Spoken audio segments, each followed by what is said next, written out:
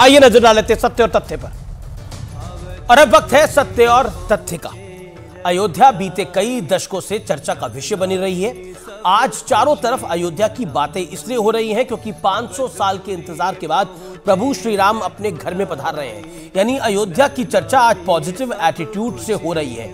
लेकिन एक दौर वो भी था जब अयोध्या का नाम लेना पाप बना दिया गया था। अयोध्या के साथ अछूतों की तरह बर्ताव होता था। अयोध्या की बात करने वालों पर सांप्रदायिक होने का ठप्पा लगा दिया जाता था। सरकारें गिरा दी जाती थी। आरोप लगते रहे कि सैकड़ों सालों तक अयोध्या के मामले को कांग्रेस की सरकारों ने सियासत में अटकाए, लटकाए और भटकाए रखा। और अदालतों में भी कांग्रेस की परोक्ष यानी इनडायरेक्ट आर्मी इस कोशिश में जुटी रही कि रामलला का वनवास इस कलयुग में कभी खत्म ना हो पाए। यानी वो दौर अयोध्या के बारे में नेगेटिव एटीट्यूड वाला था। लेकिन उस दौर और इस दौर में एक समानता आज भी है, और वो ये है कि अटकाने, भटकाने और लटकाने वालों की फौज आज भी उसी काम में लगी हुई है। पहले पूरा विपक्ष कहता था कि मंदिर बनाने में बीजेपी का कोई योगदान नहीं है क्योंकि मंदिर तो सुप्रीम कोर्ट के आदेश पे बन रहा है। हालांकि ये लोग बड़ी चालाकी से ये भूल जाते हैं कि राम मंदिर आंदोलन देश में किस पार्टी ने शुरू किया था।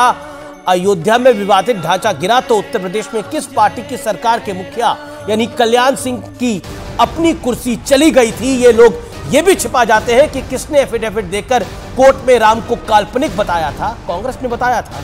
लेकिन जब मंदिर बनना शुरू हुआ तो कांग्रेस समेत पूरा विपक्ष एक सुर में सुप्रीम कोर्ट की बात करने लगता है।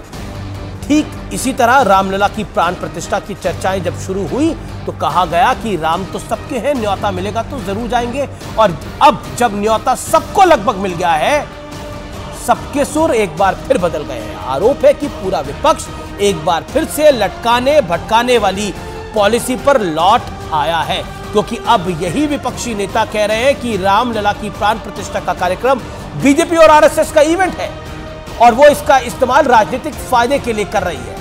अब न जाने ये विपक्षी नेता खुद कंफ्यूज है या खुद को कंफ्यूज दिखाना इनकी राजनीतिक यानी पॉलिटिकल मजबूरी है। ये एक अबूझ पहेली बनी हुई है व्यूअर्स, क्योंकि अगर प्राण प्रतिष्ठा का कार्यक्रम बीजेपी का है तो मंदिर के निर्माण का क्रेडिट बीजेपी से ये लोग कैसे छीन पाएंगे। और अगर राम मंदिर बनने में बीजेपी का कोई योगदान ही नहीं है तो मंदिर के आंदोलन का क्रेडिट उनसे नहीं छीना जा सकता। और अगर मंदिर आंदोलन बीजेपी का है तो राम काल्पनिक बताने वाले, सनातन को खत्म करने की बात करने वाले, श्री रामचरितमानस को नफरती ग्रंथ बताने वाले अपना मुंह जो है वो किसे दिखाएंगे और कहां छिपाएंगे। शायद इसी वजह से विपक्ष प्राण प्रतिष्ठा के सार्वजनिक कार्यक्रम में जाने से बच रहा है, डर रहा है। इनका डर है कि वहां पर पब्लिक कैसे रिएक्ट करेगी। इसकी हमने बानगी देखी जब राम भक्त चिढ़ गए, जब कांग्रेस के नेता वहां पर पॉलिटिकल यात्रा निकाली। फिलहाल आज के इस एडिशन में इतना ही। आप सबको मेरी राम राम।